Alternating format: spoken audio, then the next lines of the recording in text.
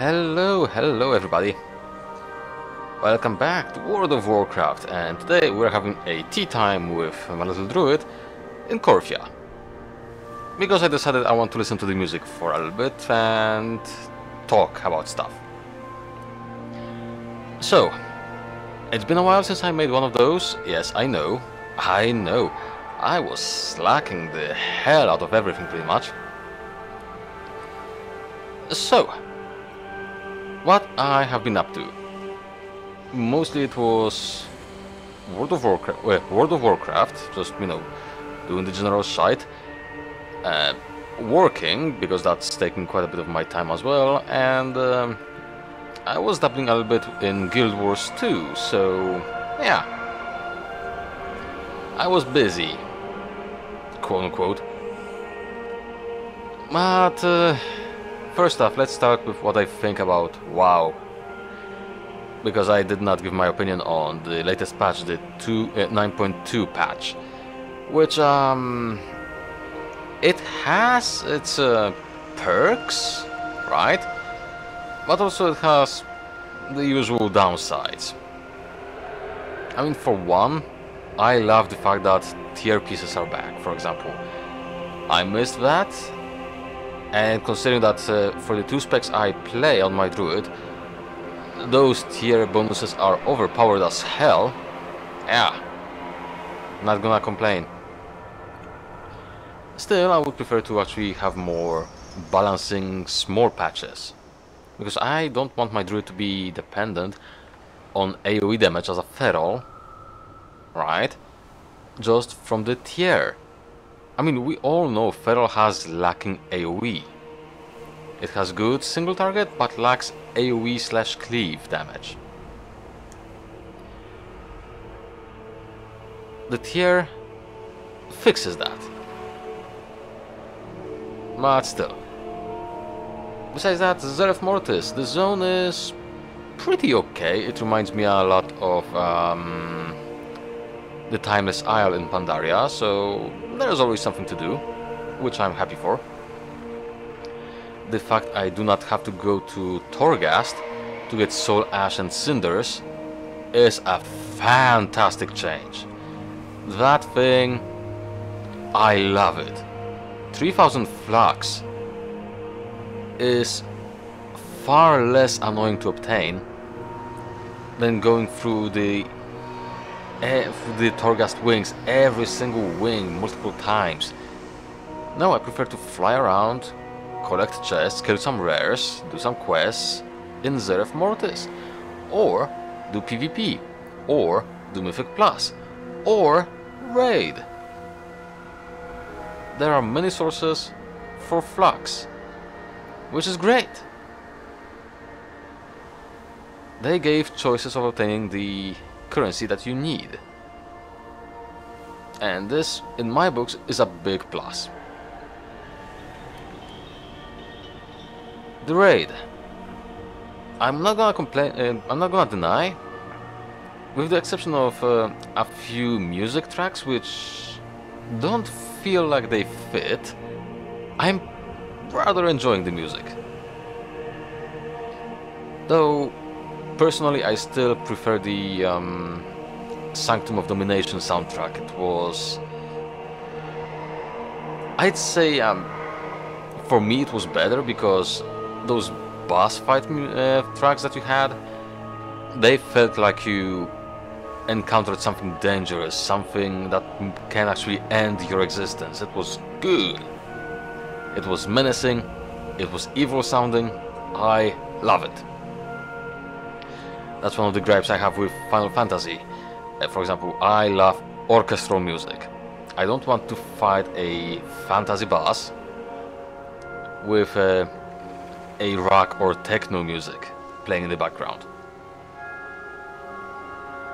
Though I'm not gonna deny, some of the tracks in Final Fantasy are great, like the End Singer encounter. I loved that.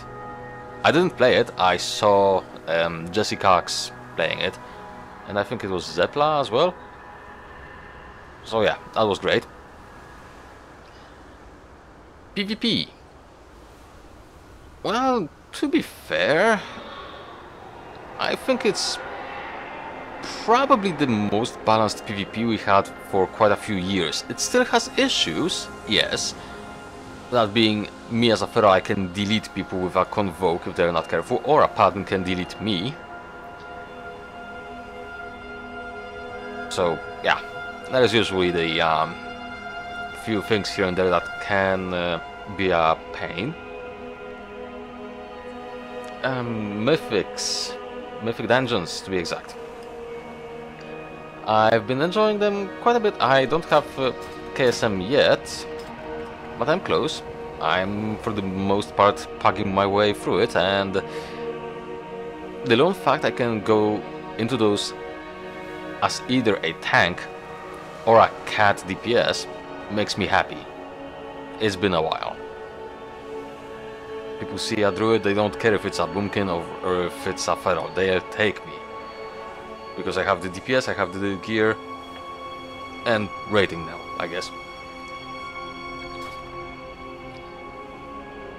Is there anything else? Oh yeah. Some of the other changes, like professions. For the most part, professions are staying the same, which is not really what I was hoping for this patch, but thankfully in Dragonflight, as in the next expansion for World of Warcraft, there is a very, very nice change that has been definitely inspired by Final Fantasy and maybe Elder Scrolls Online. I don't think there is anything like that in BDO. But yeah, gear that you craft and materials you find, so leather, ores, cloth and stuff, will have quality. Let's start with that.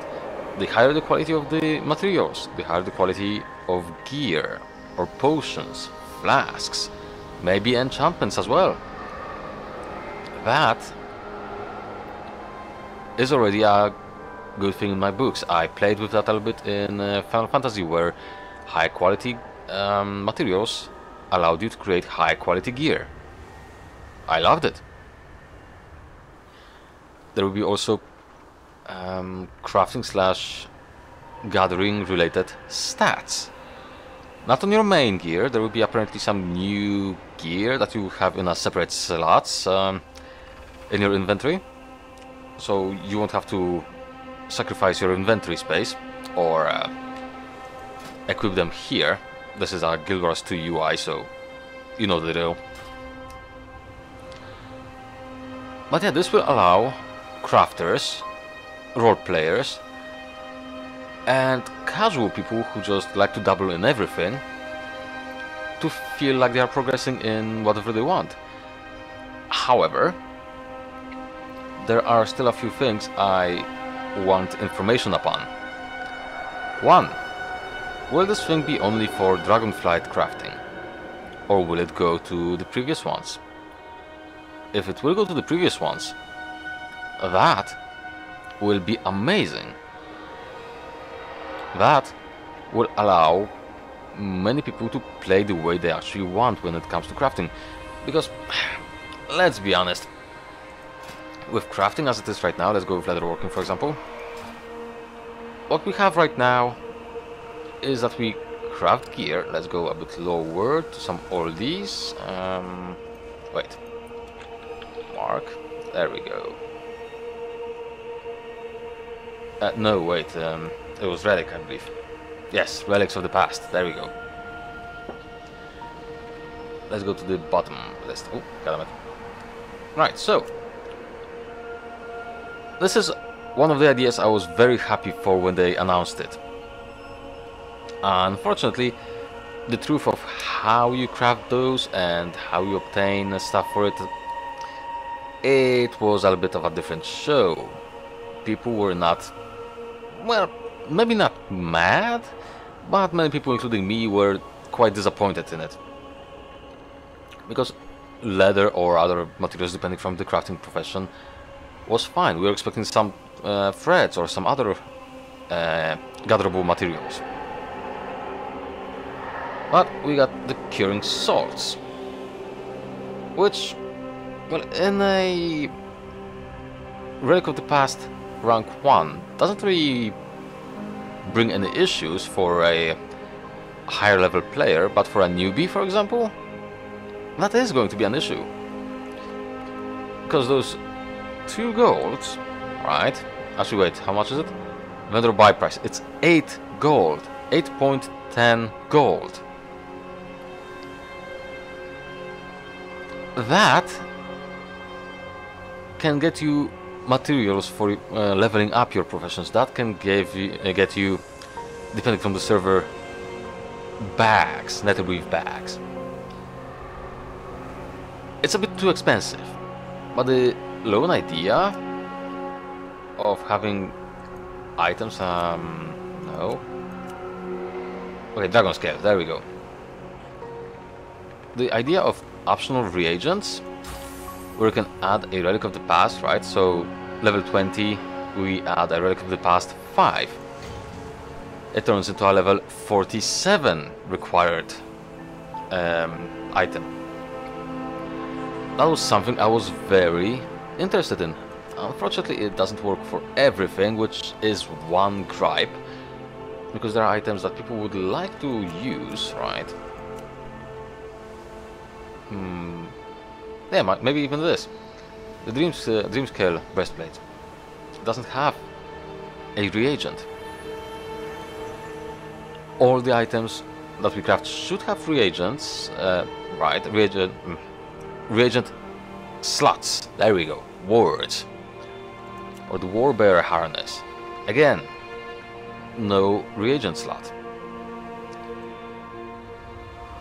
What many of us were hoping was that with those crafter marks we have here for Shadowlands, we could craft one, right, and insert into any of the items before. Not just the Shadowland crafted one, but any craftable items before. So having a 233, let's say something that you just like. Screw it, let's say this one. Maybe not this one, Shadow Resistance. You know what I mean. Like those Blastguard pants. You would add that crafter's mark, and these items would be level 233 epics. But yeah, we didn't get that, sadly. However, one of the good things when it comes to crafting is, well, the crafter's marks have been made way easier to obtain now, which is really good, but unfortunately they are not account bound unlocked, so you'll have to get honored with any crafter you want those marks on, which is again not ideal. However, the good thing is also enchanting and alchemy. For alchemists, there's only one new addition when it comes to plants. The first flower, or whatever it's called, to make cosmic healing potions. That's pretty much the only notable thing that the alchemists obtained in this patch. Everything else remained the same, which allowed the economy to be reasonably stable, to be a good source of income for both veterans and new players. That is great. Enchanting, similar story, just there are no new items. You make enchants as you did before. So you had the bargains, you had all of those stuff that you crafted until now in the 9.1 and 9.0 patches. That is good. Alternatively, they could just make more enchants, right? Or slightly powerful enchants for this for the same materials. No new enchanting materials, no nothing. Same stuff. But even as it is right now, it's well, it allows enchanting to be a low entry guild making gold making scheme. So again, I see it myself as a win, to be fair. Pet battles, I like pet battles. I don't do them as much as I used to, but I like them.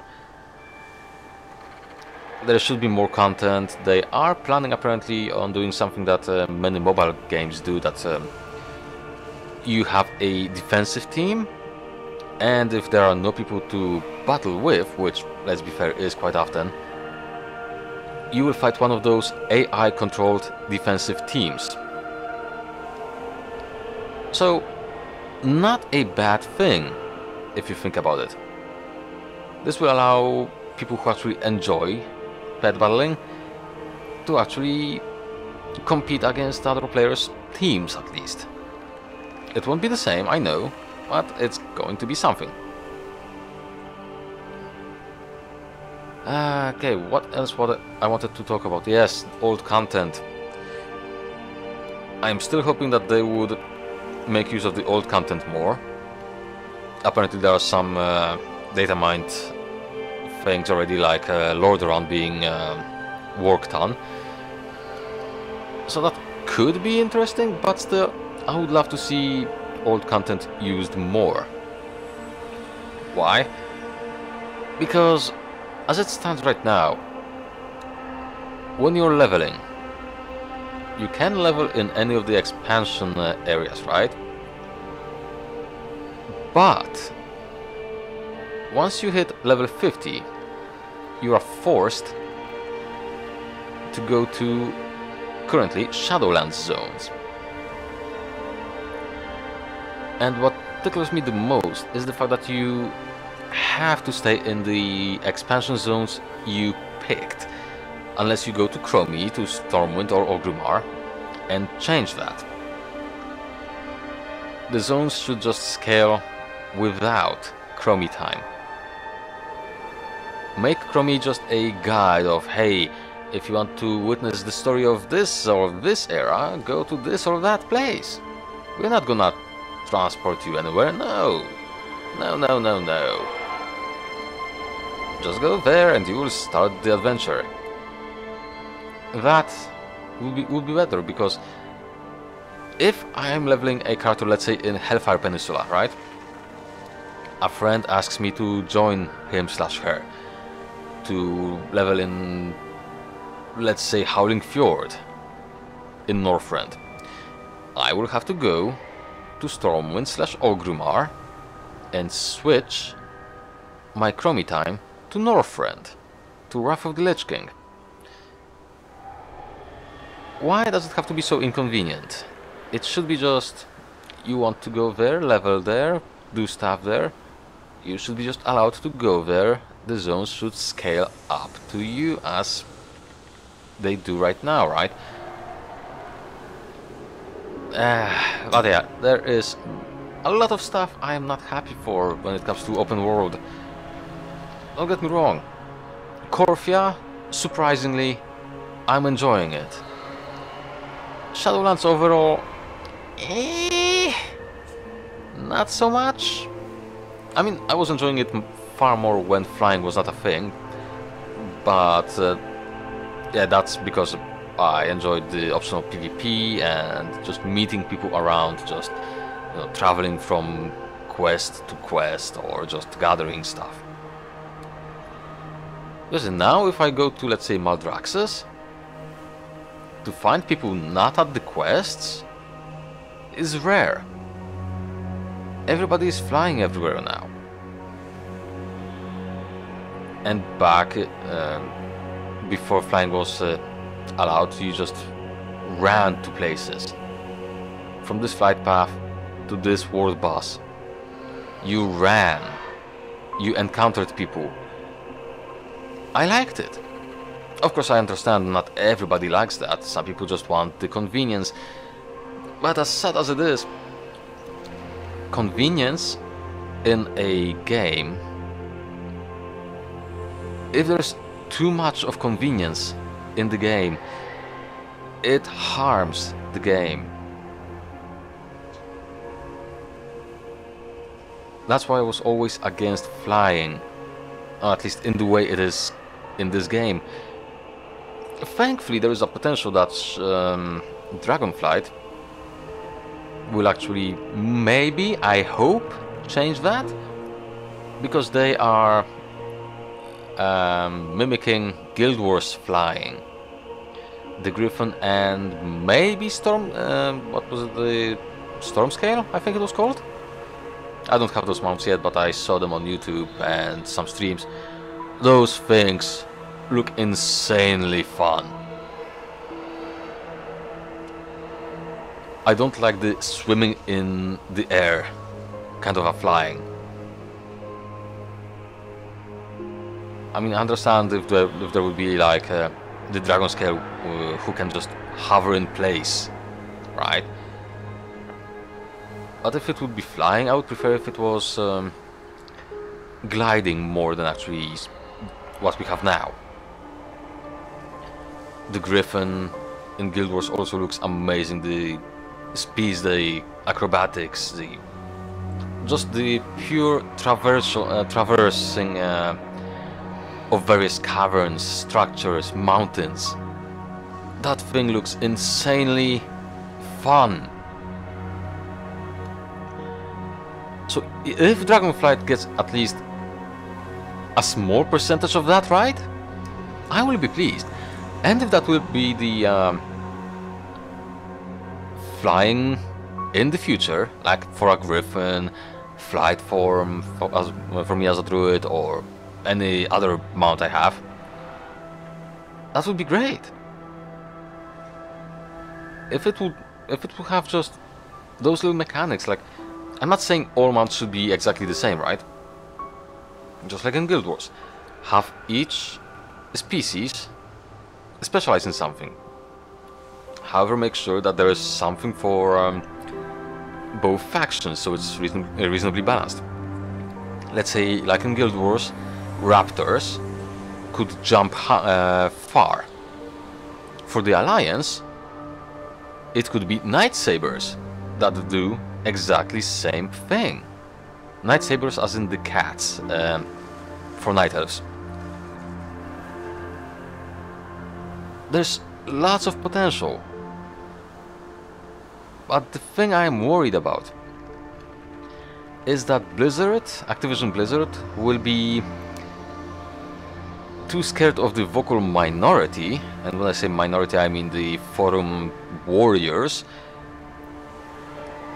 who will see this as, it's a change, I don't like change, blah, and just veto the entire great thing. Because keep in mind, because of those people, we in the first place had the Legion's PvP system, where you had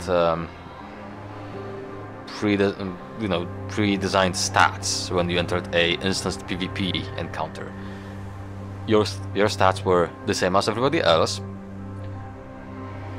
and then you had the gear that slightly increased your performance by a percentage for every 10 item levels, I believe, over a certain item level. So yeah, that in a way was fun. It disallowed insta-gibbing, so it allowed PvP to be low entrance, let's say it. You didn't need to have amazing gear to compete. Then the same people complained that they cannot insta-gib people. That system was dropped. Now the same people are bitching about the issue that they are getting insta-gibbed because their gear is utterly trash. I'm saying this as a combatant, so I don't complain much.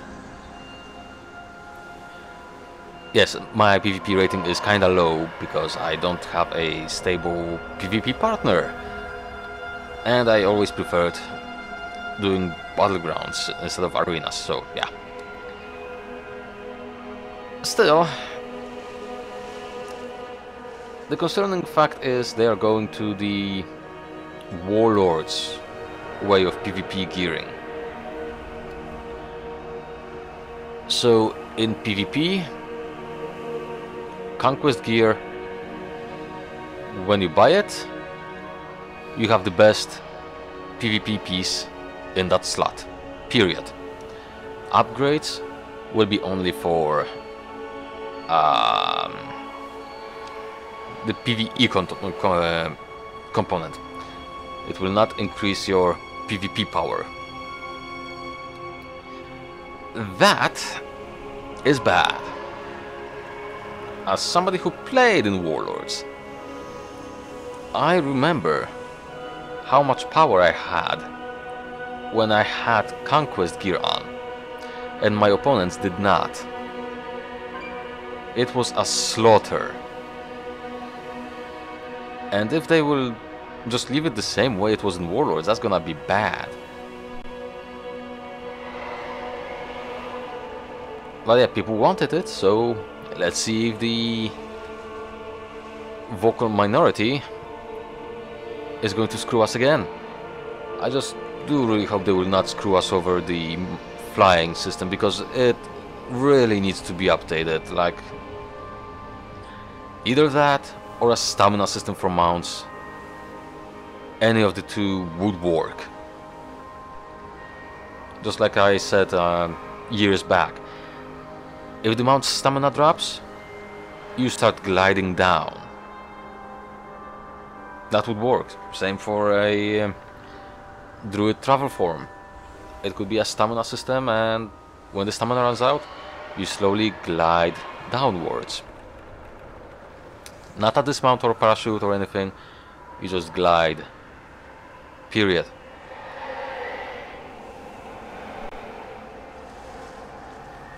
Is there anything else I would want to talk about? WoW.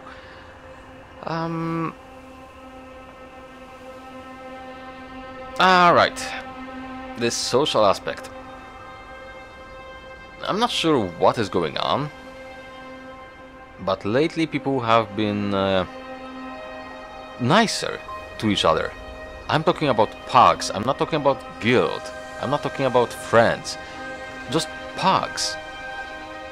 I don't know what's going on, but people actually are not pricks. That is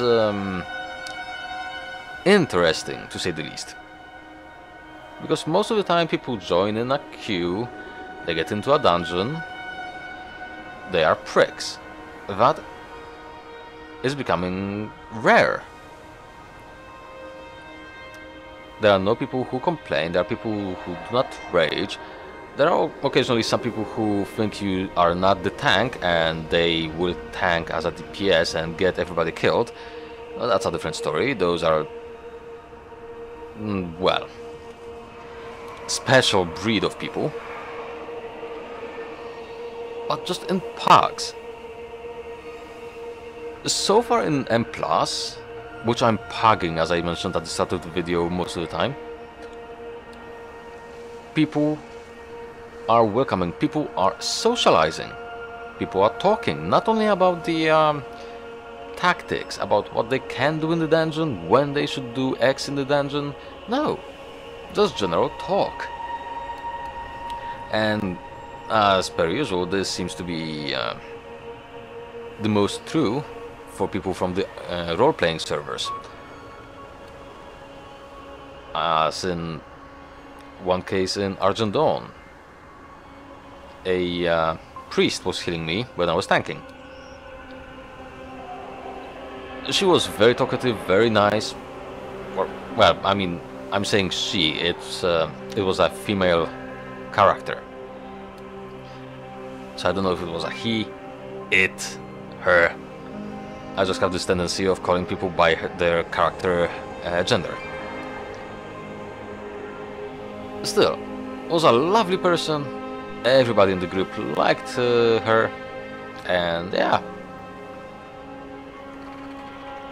was very enjoyable. Distracting sometimes, yes, but it was fun. Speaking of which, I need to visit Argentone at some point, because I haven't been there for quite a while. Unless we count those short visits for the auction house. Because yes, I like making gold as well. There are many ways of making gold, so I'm trying my luck with flipping. And I think... Oh wait, no, that's not all. I was still hoping to actually get a hint about what can be the end boss of Dragonflight, because that's been asked. Oh goodness, there have been so many speculations, so many theories. One name I found really interesting. That name is Chromatus, which is almost an equivalent of Tiamat from Dungeons and Dragons. The creature has not been introduced in the game. It was supposed to back in Dragon Soul, but Ultraxion took its place, apparently because of technical limitations at the time. It's pretty much for those who are not aware what Tiamat is, it's pretty much a chromatic dragon with a head of each of the dragonflights. So one head is a bronze dragon, one head is a black dragon. You know the drill. That thing is supposed to be very powerful, very very smart, and yeah. I would like to see that. I would like to encounter something like that. But knowing Bliss is gonna be something edgelordly, and it's gonna be announced at the very start of the expansion, which I hope it's not. I think they're gonna do nothing. I hope they will do something like back in Pandaria, where we thought it is X, but we were wrong. And then in one of the interviews, hey, do you know you're gonna face Garrosh? I'm just like, oh, really? Why did you even say that? Why didn't you leave that as a surprise? God damn it. 2 patches later, hey, Garrosh is leading his own horde. Yay. Oh, Blizz. Right. So I really hope many of the things will go the proper good route. And considering that there is a narrative director wanted by Bliss, that can be actually also good, because let's be fair, the story of World of Warcraft for the past years was kinda piss. BFA and Shadowlands, probably the worst stories in the entire game so far. Legion, it had its flaws, yes, but it was overall good. Those 2 expansions, even though they had some interesting things, like for me, Ardenweald, I love Ardenweald. I would love to see more of it. I love the Drast. But unfortunately, they cut that very shortly. And there was apparently a plan for an entire zone with the Drast. That would be great. I would love it. Well, unfortunately, they screwed that up.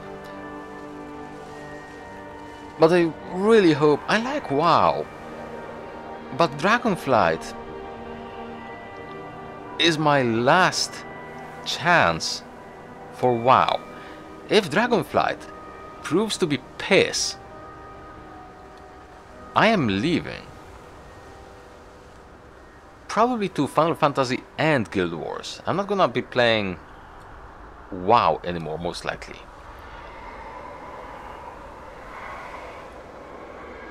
Because the game is... it is lacking a lot. With each expansion, it's going down.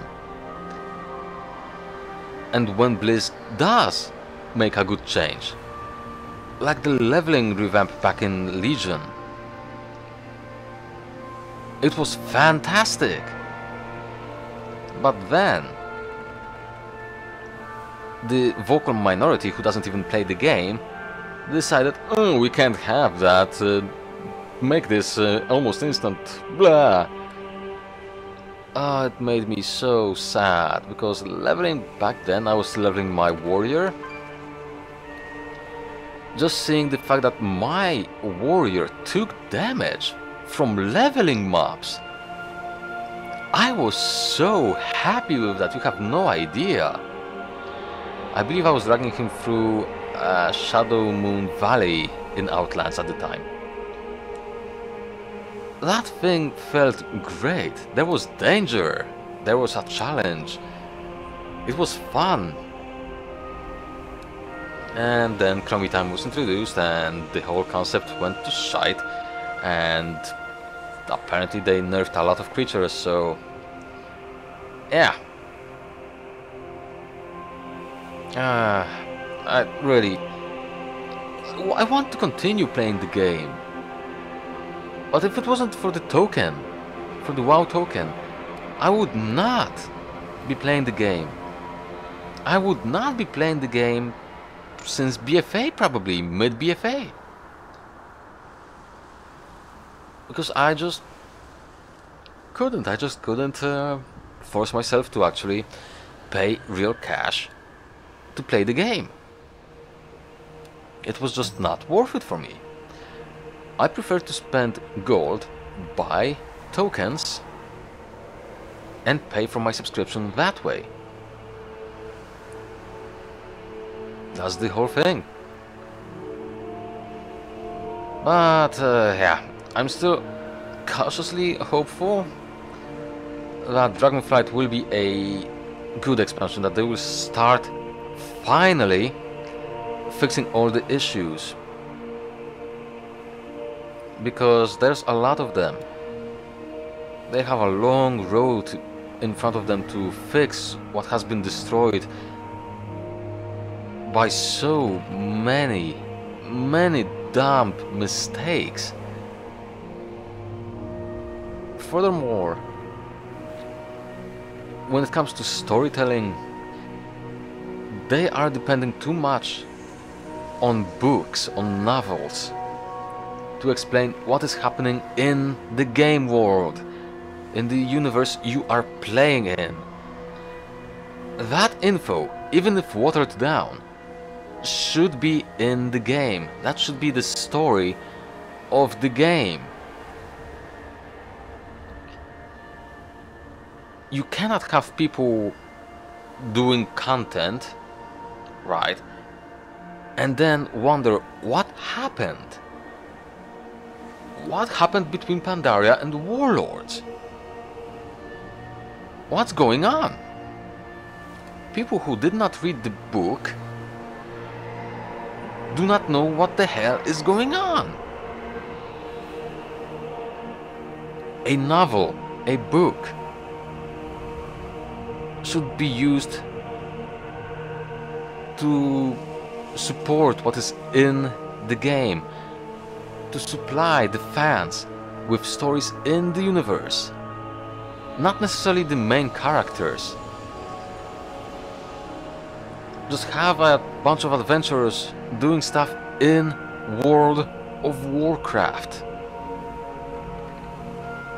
Trust me, this is what most people want. They're tired of Sylvanas, they're tired of Jaina, they're tired of Anduin. They want new, interesting characters. Kalia Menethil was a good start, but I have a feeling they will mess her up. Dragon is a nice character. When we met her for the first time in BFA, I had huge hopes for her. Flynn, another character I really like. Just make new interesting characters. Just don't go with your stupid woke-o-meter or whatever you're using now from King. Just use your brain. Create cool, interesting characters. They don't have to be on a chart of, hey, we need X amount of women, X amount of disabled people, X amount of white, black, orange, whatever people. Make a concept for a character, write a good story for that character, get a good voice actor for that character. Poof! Problem solved. And do not cater to people who do not need catering. You may not believe this, but the vast majority of the LGBTQ community does not want to be used as tools for advertisement. Gay and whatever other people don't want to be used as tools for your advertisement. We are fine, we are perfectly fine with having gay people, black people, short people, tall, fat, slim, trans, whatever. As long as it's done right. We don't need another screw up like with Chromie, where a small little story caused such a storm on the internet about Chromie being trans. Why is that even a thing? I mean, with that logic, Nefarian was a trans race, trans pickle, trans whatever. That's stupid. If I would be playing a female character, and trust me, I do have a few female characters, does that make me a trans person? No, it does not. I want to see good characters, interesting characters. And again, I don't care if they are gay, lesbian, trans, black, short, whatever. I mean, Kashmir in Guild Wars is a prime example of a gay character done right. There are probably more, I just didn't reach that far into the story yet. Same for Final Fantasy, I don't really have much idea of the characters. But still, a representation done with a taste is a welcomed sight. And not this forced shit that Blizz is pulling on us for quite a few years. I mean, Flynn, yeah, people were reasonably expecting him to be either gay or bisexual, yes. But the SI7 leader, Matthias Shaw, that guy was not supposed to be gay. It was never in the development plans to make him gay until the whole wokeness started happening. And before you will jump into my comments and start yabbing that I am trans, homo, or fuck knows what else phobic, go and eat a dick. And why am I saying that? Because I know that the vocal part of both of the communities, and surprisingly, from the hetero communities, are toxic piles of shit. I shit you not. I've been called many things by all the communities, for various reasons. But in most cases, it was me pointing out flaws in the writing, mostly about WoW's characters. Because yeah, why have logic when you can rage? Because oh, my feelings and oh, my representations, nobody gives a fuck about you. Your representation is supposed to be your character. This little kitty, this is supposed to be my representation in this universe, in WoW. This is supposed to be me. You do not need more representation. I do not need Polish people running in the game. I do not need a Polish country in Azeroth. That is 100% not needed.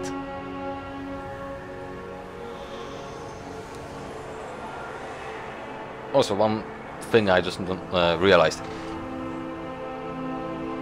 Having characters that you build bonds with, and some of them potentially dying, that's something that could be used in WoW more. It is done a lot in Final Fantasy, maybe even too much, because I know that some people are really upset about certain characters dying here and there. But in WoW, I mean, besides Sourfang and Varian, and okay, and Ysera, okay, and Ysera, there weren't really that many important deaths.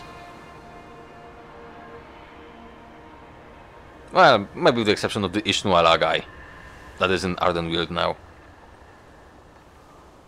If you do not know what I mean by that, check out Nixium. Hello. But yeah, I think I'm gonna end rambling about WoW here. Still, I want to go back to other games. Minecraft, Age of Wonders. I know I'm constantly repeating Age of Wonders. Genshin, I am planning a stream, maybe... actually, hang on. When will I have time? That's the important thing. No, that's for the next month. I do not want to check the next month.